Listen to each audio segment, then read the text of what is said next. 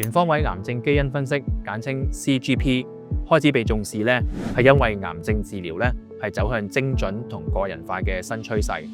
CGP 咧能夠有效去檢測幾百個嘅癌症基因變異，同時咧提供國際指引建議嘅基因資訊，令到醫生咧可以針對腫瘤嘅生物特性，為患者咧釐定更加適合嘅治療計劃㗎。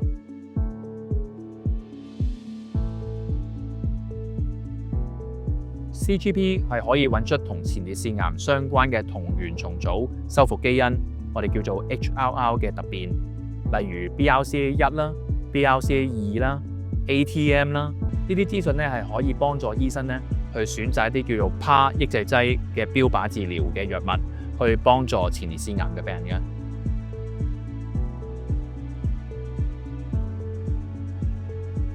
基因資訊咧係可以直接咧指導晚期前列腺癌嘅病人嘅治療嘅，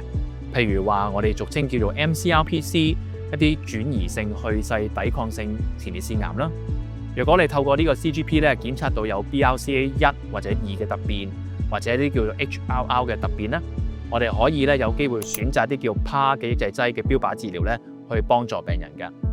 試過你有啲病人咧，可能佢經過一啲嘅傳統嘅化療啦、荷爾蒙治療咧，仍然咧個病情都唔受控，但係我哋透過呢啲 CGP 嘅檢查咧，我哋發現個病人有 BRCA2 嘅突變咧，而採取呢啲叫 PARP 抑制劑嘅標靶治療咧，個病情咧係有明顯嘅改善同埋進步㗎。咁所以呢個檢查咧係絕對可以幫到病人咧去制定啲合適嘅治療方向嘅。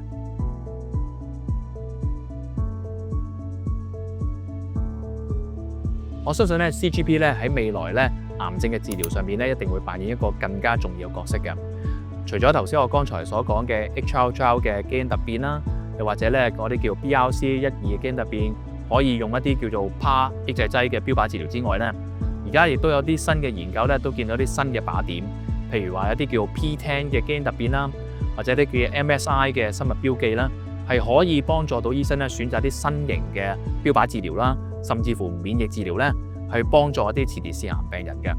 而且呢啲咁嘅檢查咧，唔單止應用喺一啲晚期嘅前列腺癌啦，而家越嚟越多嘅研究咧都見到咧一啲嘅早期啦或者中期嘅前列腺癌咧，我哋都可以考慮咧應用呢個 CGP 去幫助病人咧提早去應用一啲嘅合適嘅標靶治療咧，去更加將嗰個嘅存活率啦或者病情嘅控制咧可以有所提升。所以咧 CGP 係一個好重要嘅